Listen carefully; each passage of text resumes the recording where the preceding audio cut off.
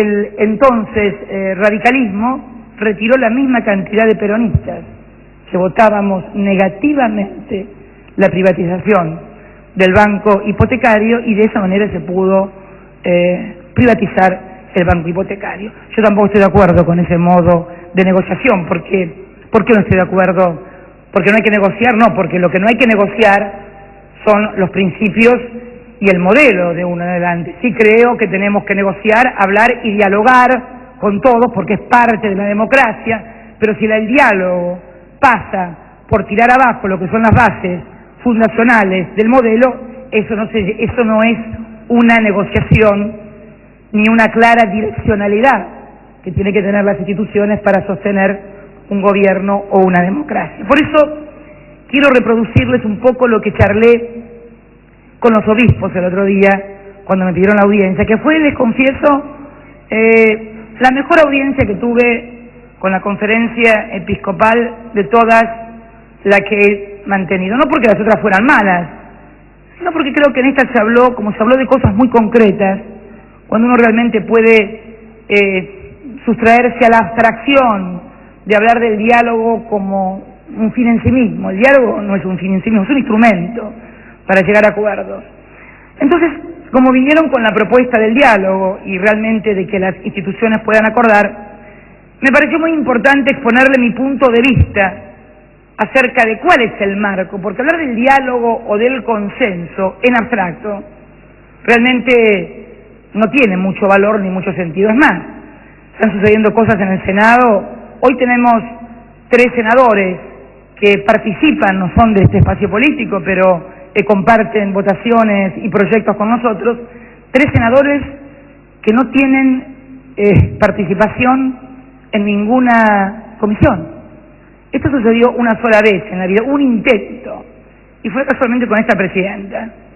Yo era miembro del bloque, vos te debes acordar, Jorge, cuando me echaron del bloque, pero además de echarme del bloque me sacaron de todas las comisiones. O sea, no podía formar parte de ninguna comisión. Me acuerdo que en ese entonces el presidente de la Cámara, Rucau, dijo que él no iba a cumplir con eso porque si yo iba a la justicia me iban a reponer en las comisiones inmediatamente, porque no permitir que un senador integre una comisión es como no dejar entrar un legislador al recinto. O sea, la comisión es la antesala del recinto, es como si no te dejaran entrar al recinto y no te dejaran votar. O sea, no es un problema de diferencias, es un problema de cercenar la representación política que ese senador inviste o ese diputado inviste. Por eso digo que están sucediendo cosas que nunca habían sucedido, y entonces cuando le comento estas cosas a los obispos, le digo, ¿cómo se reencausa esto? ¿Cómo se reencausa un diálogo entre las instituciones con este grupo que tiene diferencias, que tienen proyectos encontrados entre ellos, que imposibilita además manejar con cierto grado de racionalidad y responsabilidad los acuerdos a los que todo cuerpo parlamentario, por ser un cuerpo colegiado, debe llegar? Obviamente, si hay un lugar para hacer acuerdos políticos y para ejercer el debate, la diferencia, el disenso, es precisamente el Parlamento por su colegiación. No el caso del Poder Ejecutivo, donde obviamente el que dirige es uno, porque además, bueno es remarcarlo, y eso lo dije a los obispos, tenemos que ir a la Constitución. Yo creo que el primer marco conceptual en el cual tenemos que movernos es la Constitución. ¿Qué dice la Constitución y los roles que cada uno de nosotros tenemos en la Constitución? ¿Por qué? Por una cosa muy simple. La Constitución es la que te fija las reglas de juego. Los reglamentos de las cámaras son los que permiten las reglas de juego dentro de cada cuerpo. Y yo le comentaba a los obispos y les decía, tenemos una Constitución en la República Argentina que es netamente presidencialista. A ver, el derecho de veto que le otorga al Poder Ejecutivo, el derecho a desempatar que le asigna al vicepresidente de la Nación, cuya misión es presidir la Cámara de Senadores y desempatar en caso de que haya diferencia, y hacerlo obviamente a favor del oficialismo. No se me ocurre que Alberdi y los muchachos del 53 hayan pensado que el vicepresidente tenía que votar en contra del presidente, porque si no seguro no le daban el doble voto, que además tampoco es una creación argentina.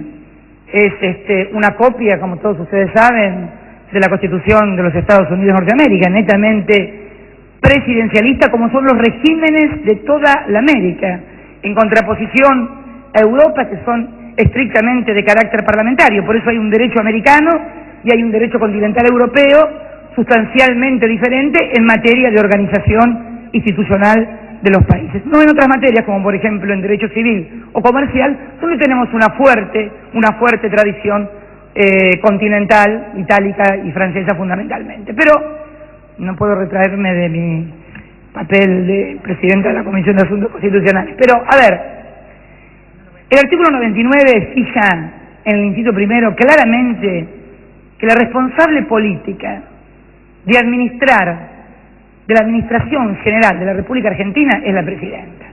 Y le otorga facultades. Y también otorga facultades al Congreso, por ejemplo, para el caso de la deuda. Tomo el caso de la deuda porque ha sido el caso que nos ha ocupado emblemáticamente en los últimos tiempos. Y la verdad es que hay 26 presupuestos aprobados desde el 83 a la fecha. Hay una ley de canje aprobada por el propio Parlamento cuando se canjeó la deuda en el 2005.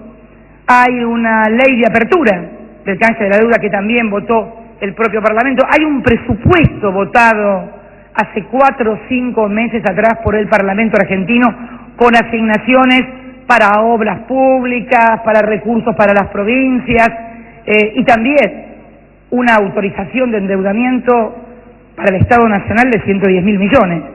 Va de suyo la pregunta, si la plata que había en el presupuesto alcanza, ¿cuál fue la razón que el Parlamento autorizó un endeudamiento de 110.000 millones de pesos? Estarían todos locos los senadores y los diputados, y no están locos los senadores y los diputados. Saben que había brecha de financiamiento y por lo tanto tenían que facultarlo al Poder Ejecutivo a endeudamiento. Estas cosas además, como le explicaba a los obispos, no son cuestiones, digamos, que puedan hacernos fijar posturas de convicción, posturas de conciencia. No estamos discutiendo algunas cosas que seguramente, por lo que veo, va a discutir el Parlamento y que seguramente vamos a tener inclusive diferencias dentro de nuestros propios bloques con respecto a temas que sí son cosas de conciencia. Acá estamos hablando de números, acá estamos hablando estrictamente de cómo hacer para ser menos gravoso para los intereses de la República, cómo hacemos para endeudarnos menos, cómo hacemos para que la gente pueda seguir cobrando sus salarios docentes en la provincia, porque le podemos seguir mandando el incentivo docente, que le podemos seguir mandando el incentivo de la soja, que podemos seguir haciendo las obras públicas que estamos haciendo a lo largo y a lo ancho del país. Estas son las cosas que creo, y además seguramente el ministro de Economía que va a asistir al Parlamento, al Senado y a la Cámara de Diputados el jueves, con su equipo va a poder explicar. Pero a lo que voy es al método, fundamentalmente, de cómo abordar esto. Entonces yo creo que la primera cuestión sería que se respeten la Constitución y los reglamentos. Esto está claro. O sea, el caso de tener que ir a la justicia para que sea repuesta la senadora Alperovich, Betty Roques de Alperovich, realmente no tuvimos más remedio que hacerle, pese a que repudiamos la judicialización de la política.